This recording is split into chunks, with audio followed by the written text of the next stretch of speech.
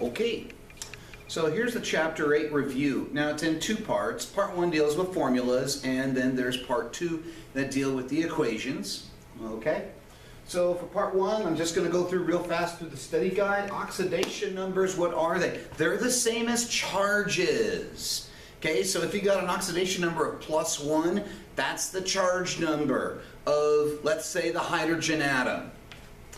Give two examples of an element or polyatomic ion with its oxidation number. Okay, so here's Na with a +1. Here's SO4 with a -2. This is an element with its oxidation number. This is a polyatomic ion, meaning more than one atom that has its own charge as well. Charge is oxidation number. Greek prefixes, okay? Mono, di, tri, tetra, penta, hexa for 6, hepta, octa, nona, and deca. So that's what we talk about by the Greek prefixes. And I already listed a bunch of them for you. Okay? Moving on. Compound naming, you should be able to use your ion chart and be able to name binary ionic compounds. You're going to have your ion chart, okay, that's got all the oxidation numbers, also known as charges, on your thing, okay? So what does binary mean? Binary means that you got two different elements in there. That's what they mean. When they talk about a ionic, basically for us, it's metal and a non-metal together, okay? So carbon dioxide is not a metal and a non-metal together. They're both non-metals. But something like aluminum chloride, aluminum is a metal, chloride's a non-metal. Okay, what is a cation? The cation, if you look at something like NaCl, okay, the Na has a +1 charge, the Cl has a -1 charge to it. The cation is the positively charged ion. Now here's the thing, which part of the formula would you find the cation in? That is actually the first part. That is typically the case. Here, NaCl. Potassium, which is also a +1, Cl. Lithium is also a +1, Cl. Those are examples of metals. Okay?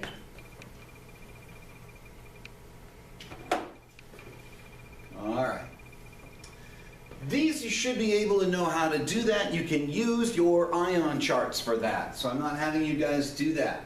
Okay, now what about iron 3 chloride, iron 2 chloride? What's the difference between the 2 and the 3? What are these numbers? Well, those numbers are Roman numerals.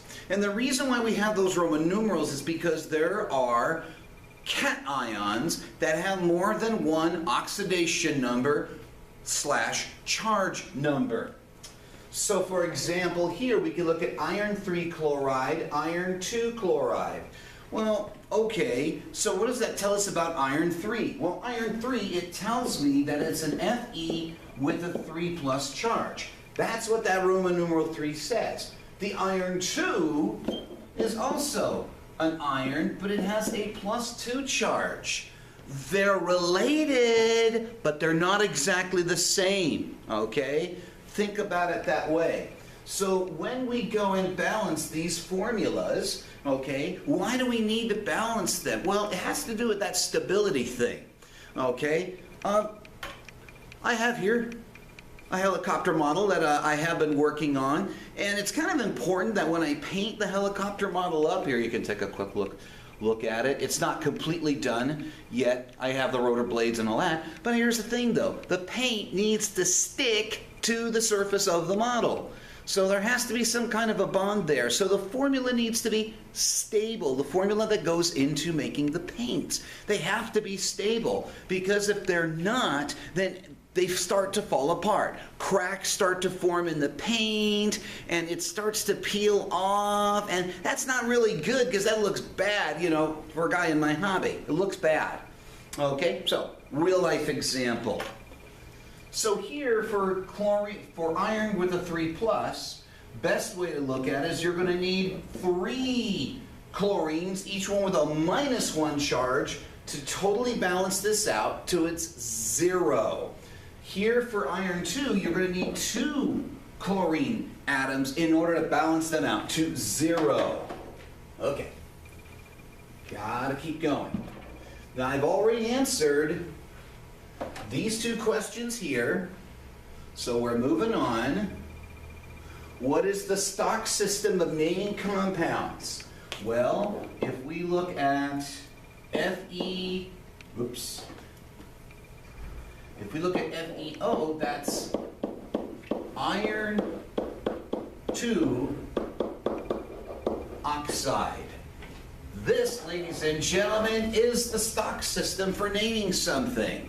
The stock system only happens when you've got Roman numerals that you need. Now, aluminum chloride, you're not going to hear aluminum 3 or aluminum 2 or aluminum 1 because aluminum only has 1 oxidation number, 1 charge, and that's it. So we don't need a Roman numeral for that. But for the iron we do because we have an iron 3, right? That's what's happening. Why do we balance the plus and minus charges of ions in a formula? It's called stability. Stability. That means it will not react instantly. If you have something that has a minus charge to it or a plus charge, it's going to go and hook up with something like a bad relationship. Okay, let's move on. I gotta go because I have a time limit. Okay, so what water cannon does attach itself to the crystalline structure of a molecule? So we can look at something like this. Copper sulfate, and then there would be a big dot to show that water's hooked up, okay, and we can hatch a water like this. Well, what do we call the water? The water is known as the hydrate, okay? And then we use the Greek prefix. So this would be copper 2 sulfate heptahydrate. If it was 3H2O, it would be trihydrate. If it was 8H2O, it would be octahydrate. Okay? Now, what do we call a compound that's got no water in the molecule? It is, in fact, one word. We call it anhydrous.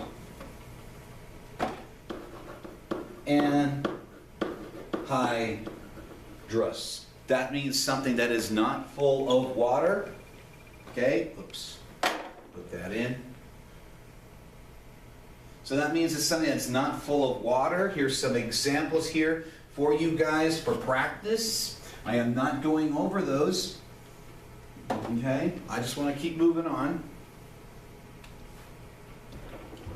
There. And that's it for the formula thing. Now, let's go and work for this.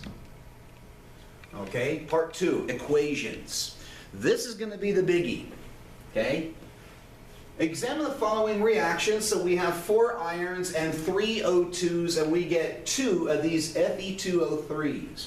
What are the reactant or reactants? What are the product or products? And you should be able to define what a reactant and a product is in any chemical equation. Well, what's a reactant? A reactant is what you have before you run the chemical reaction.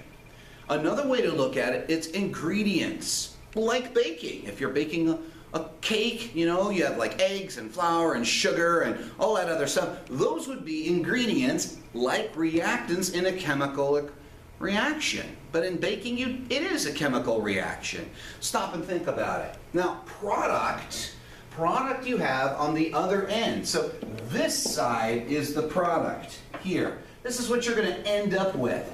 This is the reactant. Okay, so that's how we can tell the 2 different things here. So the reactant is your ingredient, the product is what you are going to end up with. Okay, you must keep going. Now, coefficients and subscripts. Sometimes people get this a little bit confused. So if I go and say here 2H2O, Okay? This number is your subscript. Just like in math, just like in English, okay, if you have a subscript, this number is the coefficient. Okay? So what's the difference between the two? Hey, they're the same number! Well, here what you're saying is, look, in this H2O, I've got two hydrogens, not two oxygens, two hydrogens that are in this H2O. This 2 tells us we've got two of these H2Os running loose. So if I were to draw a picture of this, I have got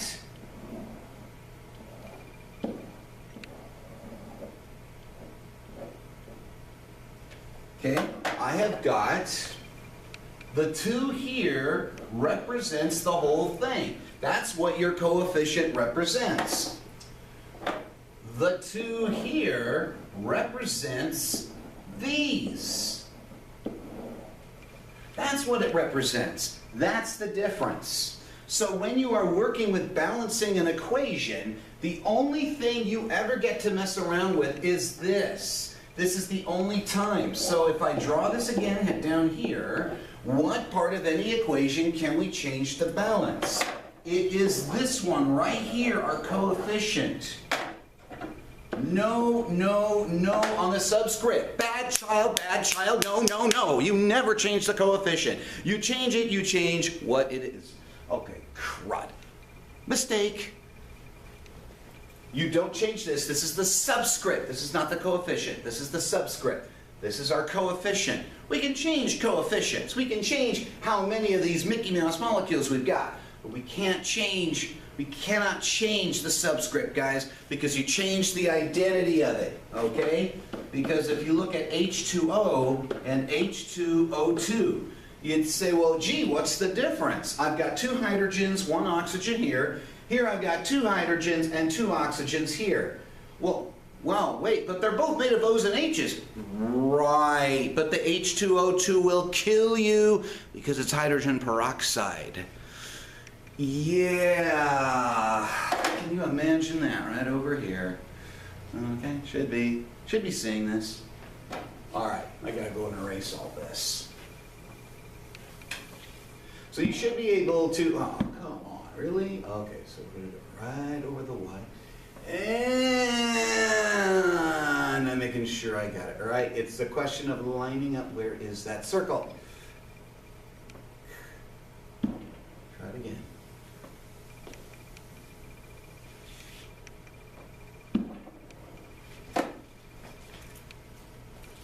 Okay, let's move on.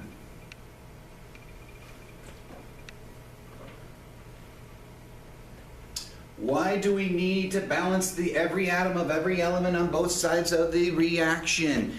It is the law of conservation of matter. We have to have the same number of atoms of each kind of element on both sides. So here's my arrow.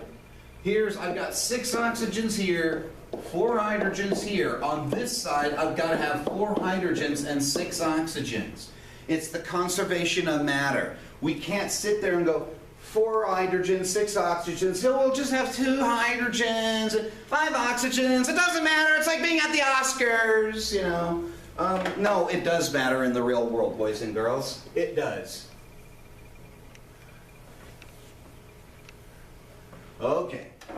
Equation symbols. Explain which each of the following is. Well, first off, when you look at S, that means a solid, okay? Like a rock, or maybe some people's heads. What's AQ? AQ is short for aqueous. Aqueous meaning full of water, but it's not only water, it's mixed with something. It's a solution.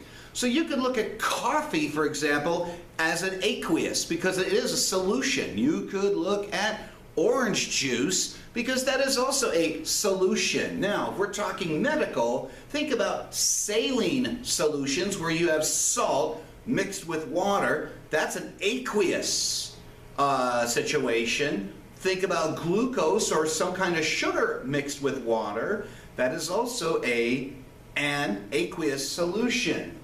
G.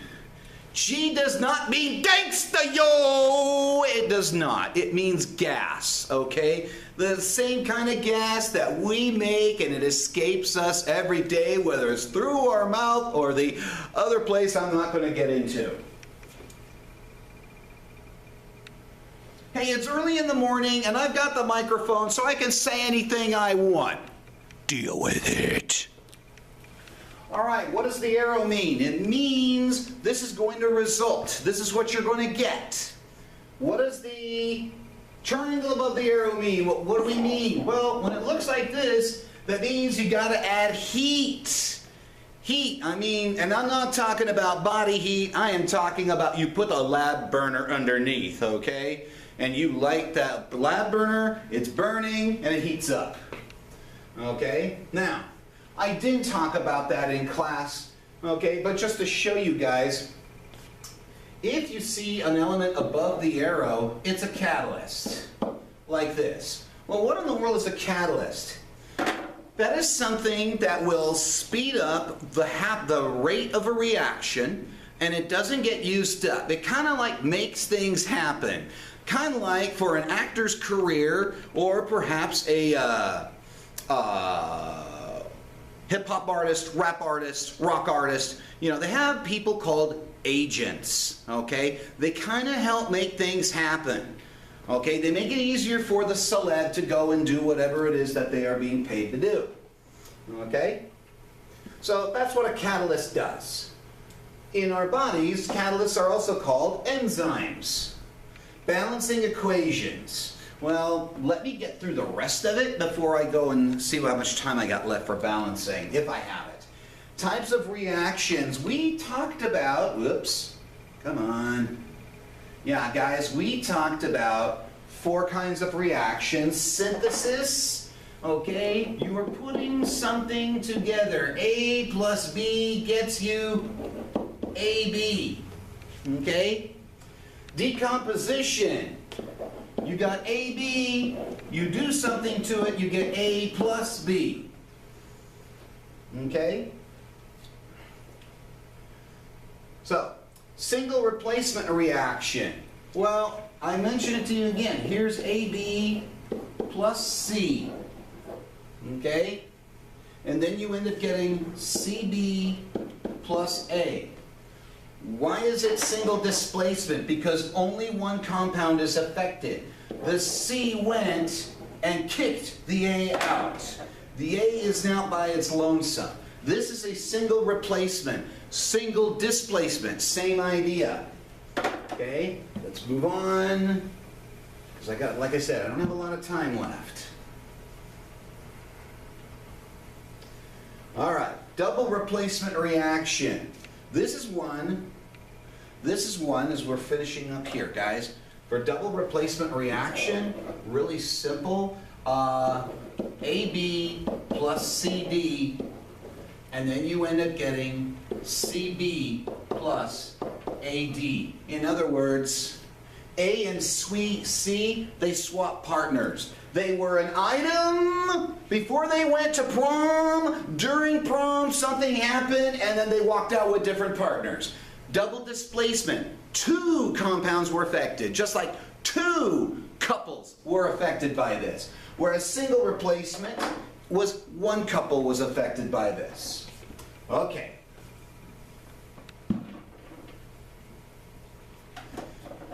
Balancing. I don't have that much time left, so let's go with it. Guys, if you look at something like O2 plus 2H2 gets us 2H2O. This is balanced. How do I know? I split it up to OH, OH, okay?